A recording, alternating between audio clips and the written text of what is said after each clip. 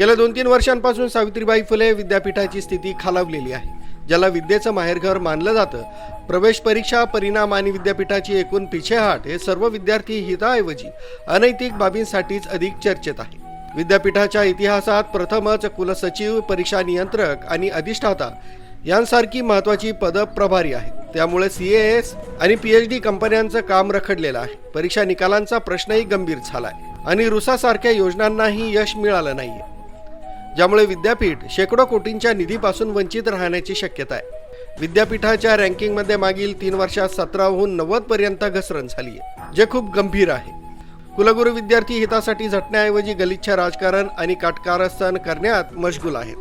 गुंडांना आणि संघटनांना हाताशी धरून तक्रार मागवून कुलगुरू स्वतः विद्यापीठाचे अधिकारी, कर्मचारी यांचं अहित साधत आहे. अशा विद्यार्थी विरोधी कुलगुरू डॉक्टर सुरेश गोसावी यांचा तात्काळ राजीनामा घेण्यात यावा.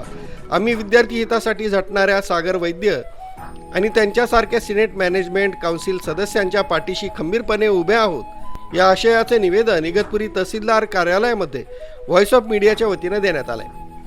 या प्रसंगी व्हॉइस ऑफ मीडियाचे तालुकाध्यक्ष विकास काजळे यांनी आपली प्रतिक्रिया दिली आहे. नाशिकचे सुपुत्र सागर वैद्य यांचं जे काही सिनेटमध्ये जे काम आहे, पुणे युनिव्हर्सिटीमध्ये जे काम आहे, विद्यार्थ्यांसाठी लढणारे कार्यकर्ते आहेत आणि त्यांच्या विरोधात पुणे युनिव्हर्सिटीचे कुलगुरू आहेत, त्यांनी जे काही कटकारस्थान रचून त्यांच्या प्रतिमेला जो दाग लावण्याचा त्यांनी प्रयत्न केला आहे, त्याचा आम्ही सर्व इगतपुरी तालुका व्हॉइस ऑफ मीडियाच्या पत्रकार संघाच्या वतीने निषेध करतो.